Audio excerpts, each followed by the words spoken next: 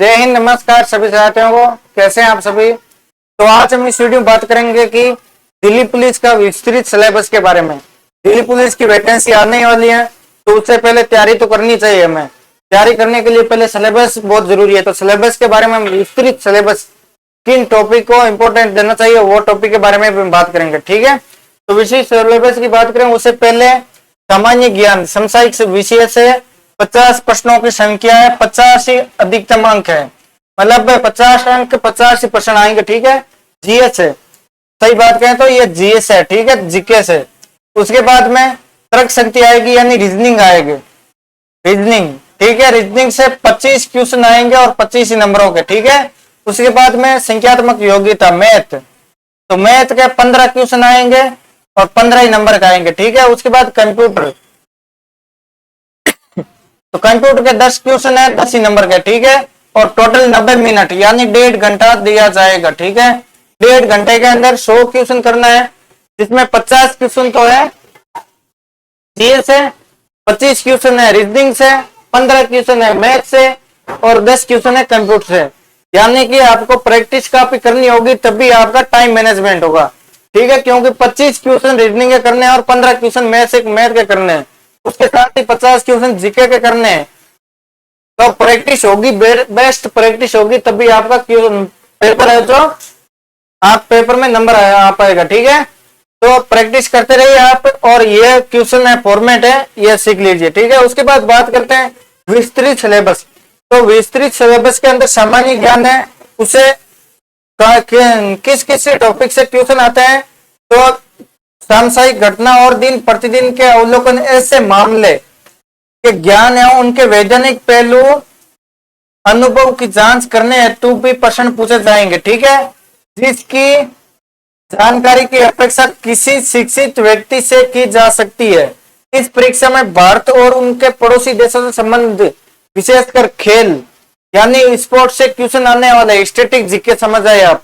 सांस्कृतिक, संस्कृति के बारे में आएगा, इतिहास, कला संस्कृति, भूगोल, ठीक है। आर्थिक परिदृश्य, सामान्य राज्य व्यवस्था, भारतीय संविधान, वैज्ञानिक अनुसंधान इत्यादि से संबंधित प्रश्न भी शामिल होंगे।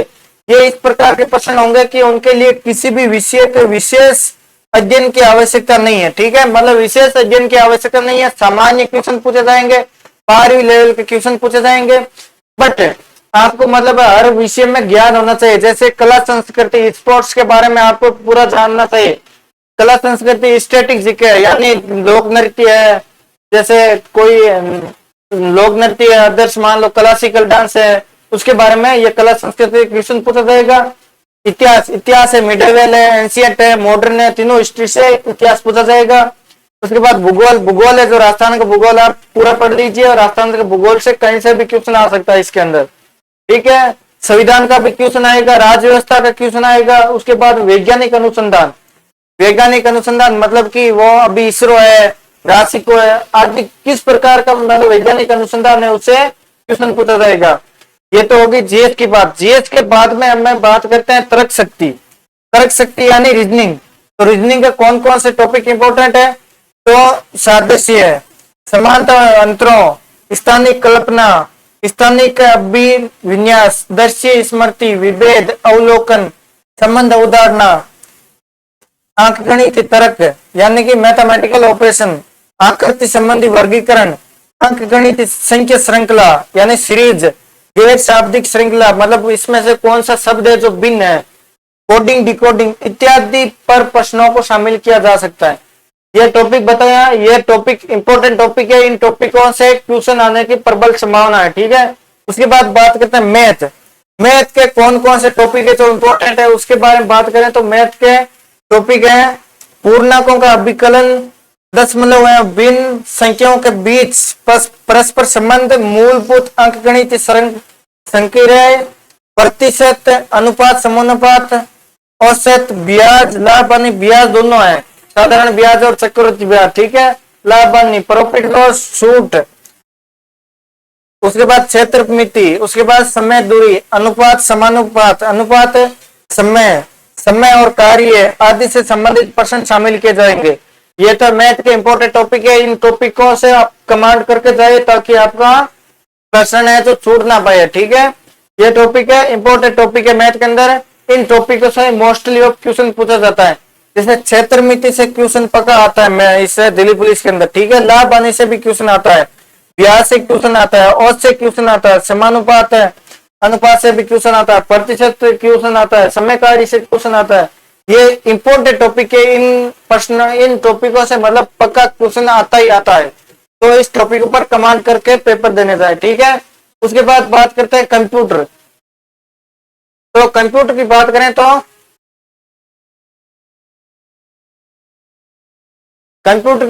तो कंप्यूटर के अंदर कौन कौन से टॉपिक है, तो एमएस एक्सेल, एक्सेल से सबसे ज्यादा क्वेश्चन पूछा जाएगा।